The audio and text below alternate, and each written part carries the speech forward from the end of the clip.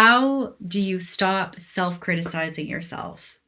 As somebody who spent more than half of her life just deprecating and being such a cruel person to my person, I'm going to share something with you that just radically shifted everything for me in a way that I stopped being a bully to myself and I started showing up from a place of more self compassion.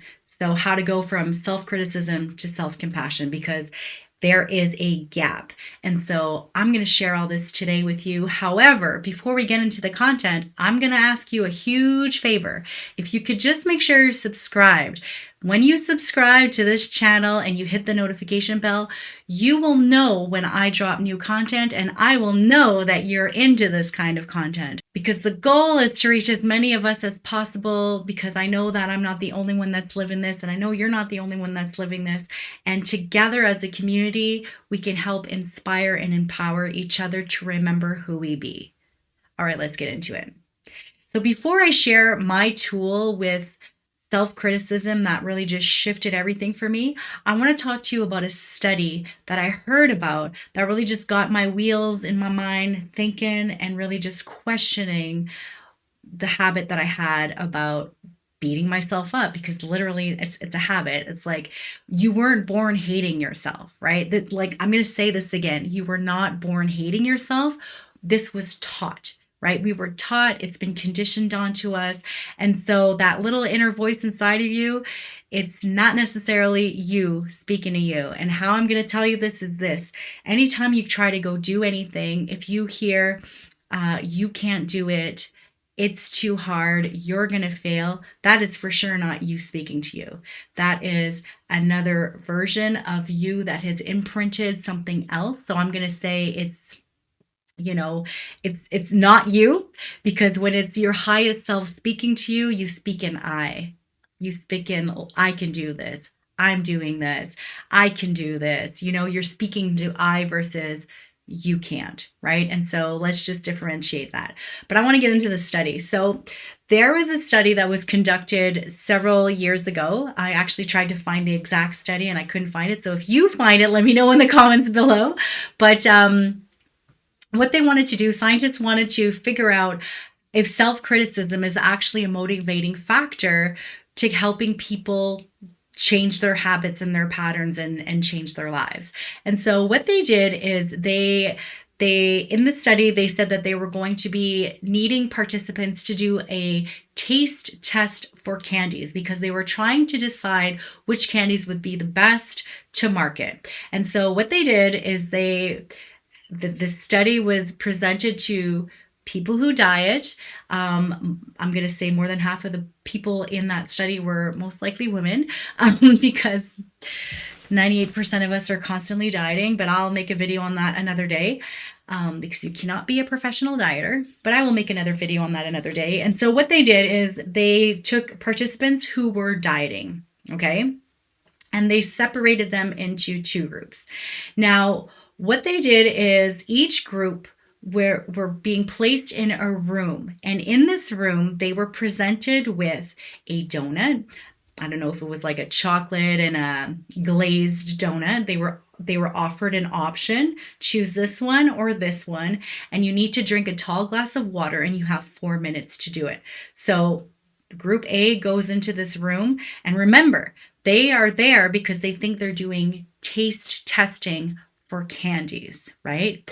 And so they get there and they're placed in this first room presented with the chocolate donut and the caramel glazed donut, whatever donut it was. There was two options, and they had to drink a tall glass of water, and they had 4 minutes to do it. So the first group goes in, it's presented this opportunity, this experience in front of them. They do the experiment, they do it, and they choose whatever donut, they drink their water, and then they're brought to the other room. Now, the second room is where all the candies are, and where the official taste testing will begin. And so this group is brought from the first room to the second room, and the person who was bringing them said nothing to them, not a peep. So the first group goes in, they do the taste testing, and that's it. The second group Again, same situation. They're brought into the first room. They're presented 2 donuts. They're offered a tall glass of water, and they have 4 minutes to drink it. So to do all of this. And so once everything's done, they are led into the second room where the candies are. And as they're being led into the second room, the person leading them into the room says, "It's okay to mess up sometimes. Everybody indulges." Right? Like just subtle little common humanity phrase. Okay. And so they get put into the second room with all the candies, and that's where the taste testing experiment is happening. Now, what the participants are not realizing is everything was part of the study, because what they wanted to know is, how does self-criticism affect somebody's behaviors and how they're going to show up if they think they quote unquote messed up, right? And so remember, the first group that went in, the person that was leading them to the room with the candies to do the taste testing said nothing to them. So nothing. So imagine you've been dieting, like we already know what diets are. They're die with a T. And so you're restricting and you're doing ridiculous things. Again, I'm going to have a video on this, another video coming up in the near future. If you want to hear about that, let me know in the comments. But then they're brought to the room, and the person leading them says nothing. And so imagine you've been dieting, you're presented with this food that you didn't intend to be put in front of you, right? So you go in and you're like, wait, I have to eat a donut and drink water before I do the taste testing, right? And so you're not told anything. You go into the second room. Like let's just sit there. What do you think you're saying to yourself? Like, what do you think you're actually saying to yourself? And so this is what happened. They were brought in this room. That's what happened. And then the second group, there was just like a little subtle hint of a drop of a phrase of like, it's okay, everybody indulges sometimes. It's okay. Like common humanity, right? Like just really neutralizing it. So what the scientists discovered in this experiment was that those who had nothing said to them, they actually ate significantly more candy. Significantly more candy. I can't remember the exact percentage. If you find it, let me know. But significantly more candy. And the reason is because in psychology, there's this term where that's called what the hell effect. And so once you think you've already messed up, what the hell effect just ensues. And so what do? What the hell? And you just go to town. And so this is exactly what these people did from the first group. They were just like, I already messed up. And I mean, I know for myself, when I used to do a lot of binging, like I did some figure bodybuilding competitions like a decade ago. And I did develop like really disordered eating patterns and ways of thinking about food and exercise. And I had to do a whole lot of healing around that. But I can tell you, before I did all of the healing, and when I was stuck in that hell, the what the hell effect was something I would tap into frequently, right? Because I was just like, I already messed up, so fuck it, let's go, right? And so I know that feeling. And if you have felt that feeling, please let me know in the comments. And so what researchers actually proved was self-criticism is not a motivating factor, because the people who were actually given that neutralizing phrase of it's okay, everybody indulges sometimes, ate significantly less candy. Now, both groups were dieting. Both groups were dieting. How does this work? This works because the people who were told that neutralizing phrase just really helped reassure them, and they did not, in fact, tap into the what the hell effect, right? Because they just realized like, okay, everybody does do this sometimes, and I'm not a bad person for doing this, right? And so they've actually taken this study and they've reproduced it in many different fields, like regarding productivity and creativity and all of the things.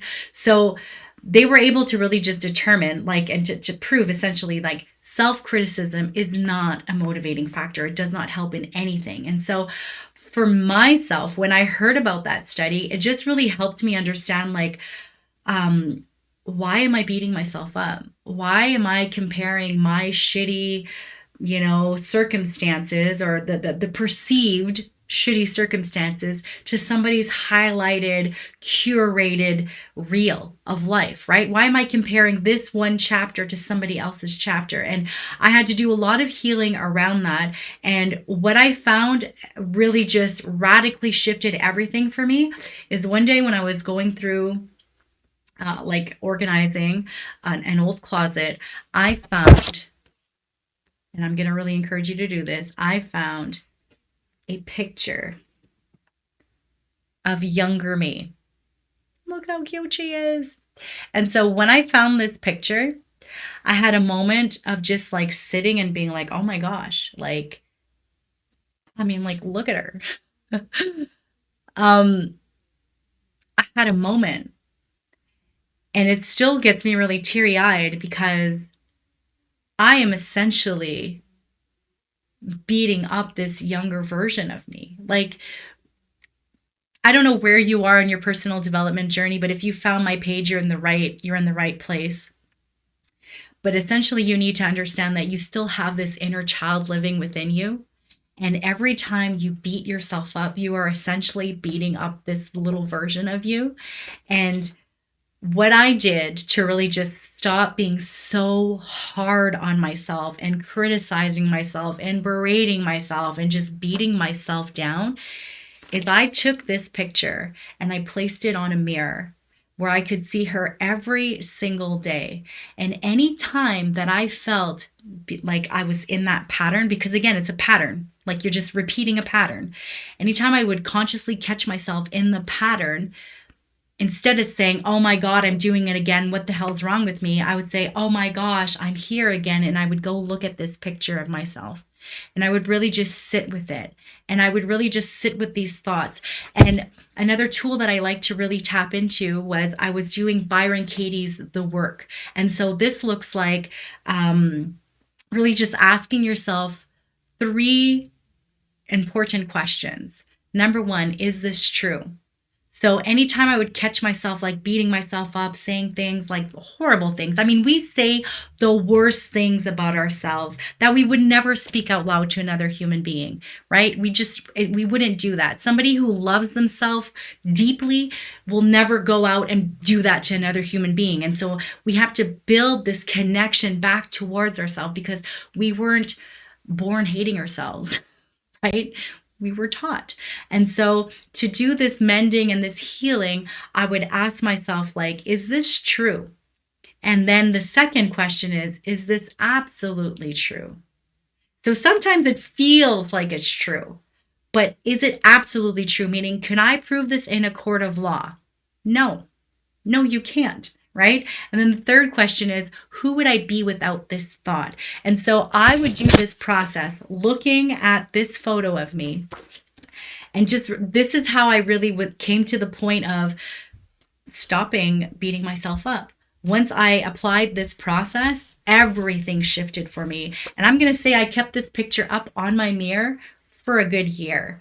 Now I have it in a place where it's actually tucked away. And when I do find myself, being hard on myself because I'm working towards something and I feel like it's not happening fast enough, right? Which is another thing that I had to really heal with.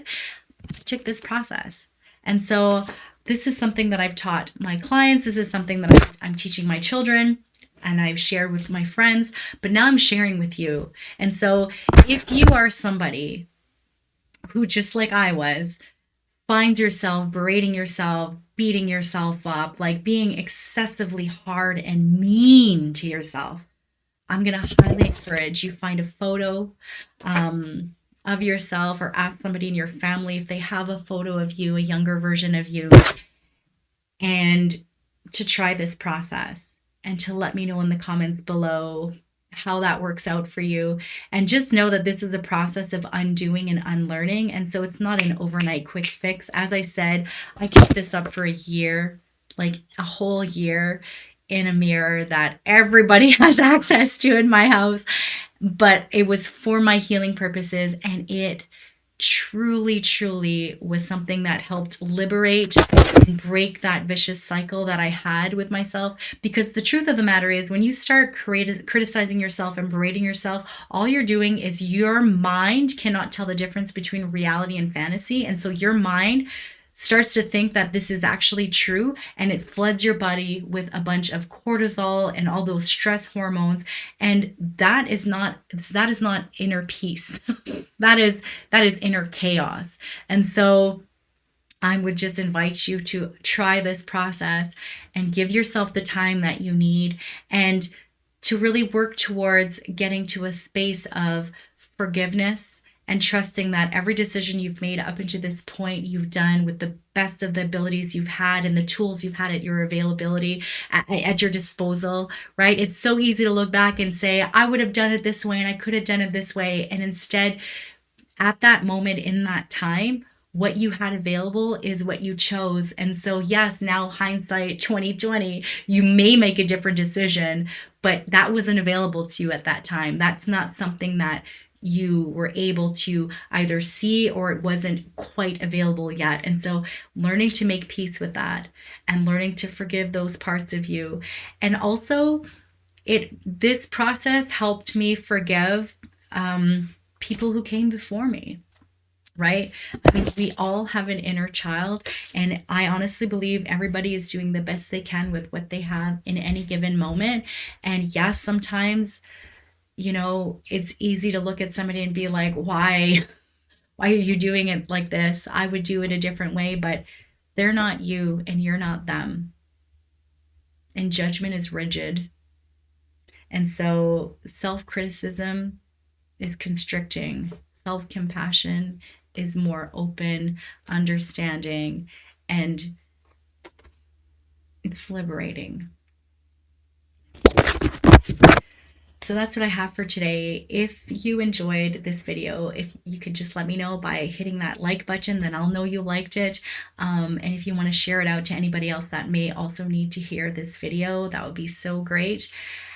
And again, don't forget to subscribe. Make sure you hit the subscribe button and that notification bell so you'll know when I drop new content, and you'll be the first to know as well when I go live. By hitting that notification bell, you'll know when I go live, and because I'm going to start doing a lot more lives on this platform, I'm really, really excited about that.